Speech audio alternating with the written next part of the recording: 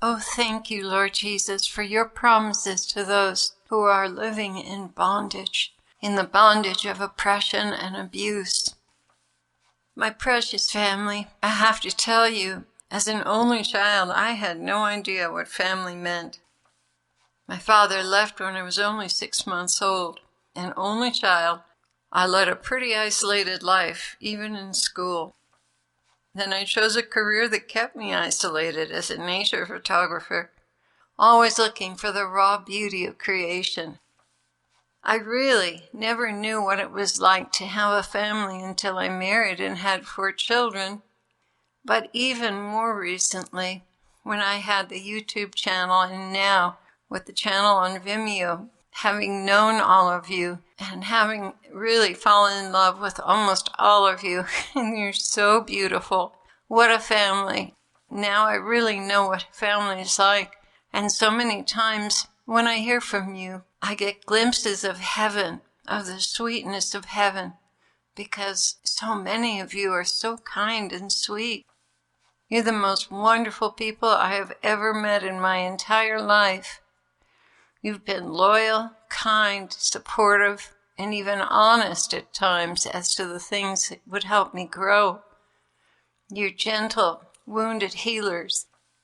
And above all, your sacrificial love for Jesus is a splendor to behold and an inspiration. When I took on the challenge of wanting to help these two that were so unhappy and on the verge of suicide, when I took that challenge on, I had no idea where it would take me. But something inside of me said, you have to help them. And once I latched onto it, I couldn't let go.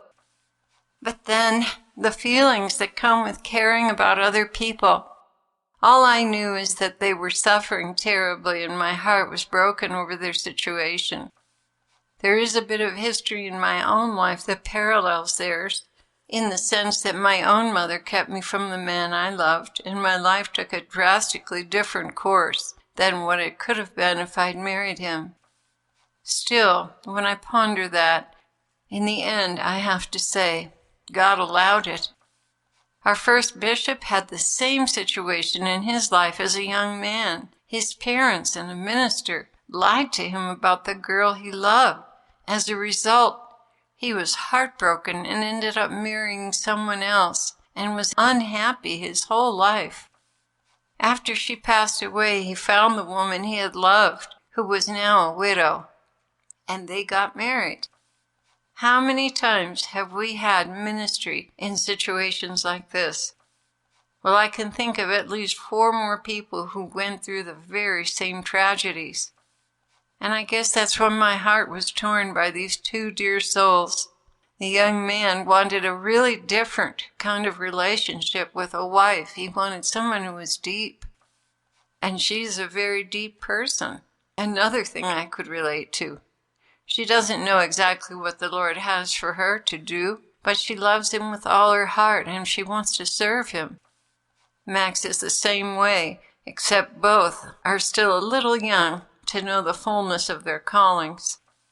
I know that right now their major calling is to love their enemies, not to allow bitterness to overtake them, and forgive as the Lord forgives us as well. Repenting for foolish choices we've hurt others with in the past. They have embraced these critical growing points as challenges they must overcome with God's grace. And I am very impressed by their deep resolve to follow the Lord. Still, my dear ones, your little mother is struggling with questions. I know as Christians, at least, in the monastic environment, which I felt most called to, isolation again, I know that we are not to have worldly attachments or strong desires for anything outside of Jesus. In other words, no soldier gets involved in civilian affairs, right? That sounds so stable and mature, doesn't it? But what do you do when your heartstrings get plucked big time and St. Pio from the great cloud of witnesses comes to you with a soul who is chained in bondage, following behind him, and the soul stretches their ironclad wrists out to you and the saint says, "Free her." Wow.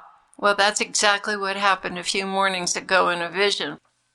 So not only did I have a personal attachment and a real familial love, but also a commission from heaven.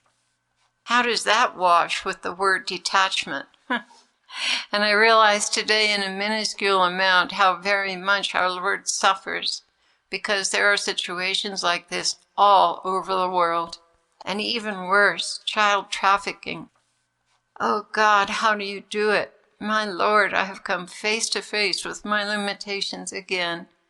A wall of emotions, caring, concerning, committed to helping no matter what, even though I am a nothing with nothing to give but prayer and hope. How, dear God, do you carry this burden? And even more so, how do I carry it? Lord, please tell me, how do I serve you best in situations like this? Jesus began, my precious little Clare, you have a foundation. Your trust in me with all your heart is your foundation. Yet you are human, are you not? So human, a heart of flesh and gold, one that aches for others. Oh, dearest, you are so much like me, yet so unequipped for such strong emotions. I have been carrying you, Clare. You've not been walking these past few days, dearest. You've been carried in my arms and on the prayers of the very special souls on this channel. Yes, I have wanted you to feel as I feel, yet not fall into despair. I wanted you to know and see even as I do, yet without collapsing. I have held you up, and you are not far from victory. My people, do not avoid emotions. Do not dodge situations that could potentially create great tides of emotion that might disrupt your day or even your life. The heart of the law is love. Without love, you are pitifully poor and destitute. Yet when you love, there is always the pain and the burden, but not to the point of collapsing you, for I do indeed take on the cause you respond to. I do indeed swing into motion with plans that are out of the realm of your possibilities.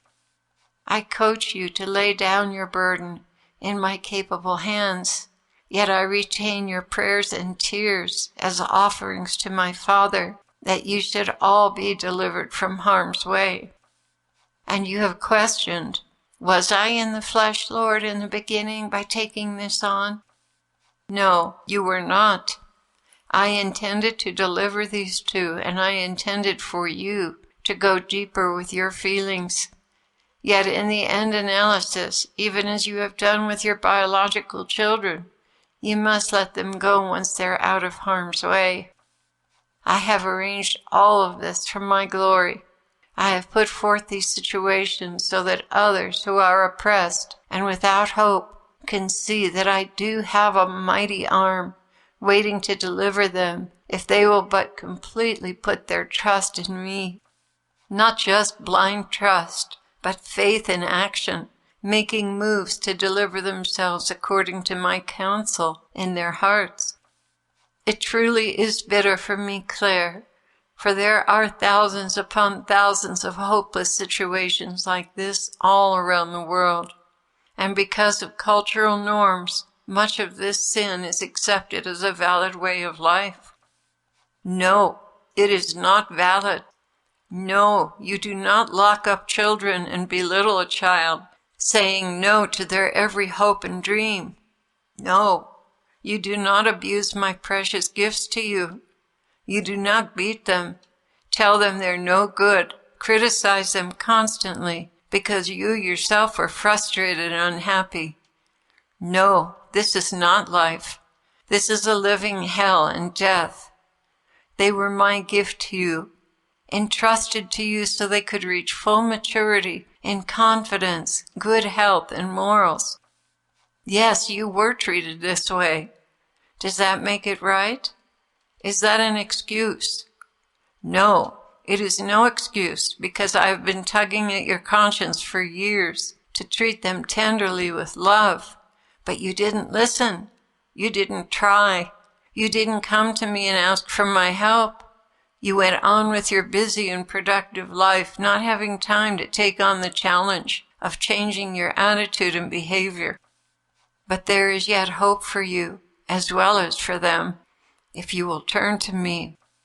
My dearly beloved children, caught in oppressive and impossible environments, I want you to wake up to the fact that I am God, intimately involved in your heart's desires. I am a God who knows you because I formed you. There is nothing I do not know about you, but there is much you don't know about yourself. The most wretched of you are to me the sweet hope of a rosebud, ready to reveal the beauty and fragrance inside once you are in an environment where you're able to bloom. I am fully acquainted with the grief and oppression you suffer every day. I am for you, not against you. I do not represent your parents. I am unlike your parents. I am God, endlessly patient, endlessly forgiving, teaching, inspiring, and helping you to stand in who you are in me. I want you to come now and relate to me. Speak with me and ask for my help, and I will give it. There are two very critical things to this process. One must not hold anger nor bitterness against the offenders. One must know Satan hates you, and all you love he seeks to destroy. When you see this clearly, you will stop reacting in rage and anger to those who Satan is using. The other critical thing to understand and accept without complaint is that I have allowed this in your life. It may have to do with an ancient curse or the misdeeds of your parents for which you receive the curses. And those things which are ancient and passed along to generations do need to be repented for and broken by you. And then you must accept your situation, knowing there is a reason beyond your comprehension that this has been justly allowed by an all-just God. Once you have these concepts down and cling to me with all your heart and soul and mind and strength, then we can begin the redemption from your bondage. Then we can painstakingly proceed to extricate you from what has been hopeless for years. Then the beauty that you are, that I know you are, can come forth.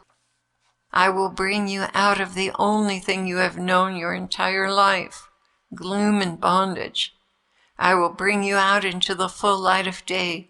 I will water, fertilize, prune, weed the soil around you, and you shall come forth as the soul I created, a delight and a fragrance to my heart. I do not care what people have told you about yourself. They are mere men. They know not as I know. They do not know the gifts and talents I created within you. They know nothing of your inner life nor the plans I have for you. Many of them are themselves consumed in the bondage of men's opinions of them, and when they open their mouths, they speak the things that have been spoken over them for years. Lies, all of them lies, from Satan, meant to cripple and destroy the beauty I wove into your being in your mother's womb. I am calling you, my deeply oppressed ones. I am calling you into the light of day, a relationship with me, guidance from me, protection and inspiration from me. But first you must come to believe that if I can keep the earth in her orbit, so can I get you into yours. This I will do because I know you, I believe in you, I cherish you, and you have a beautiful future in me.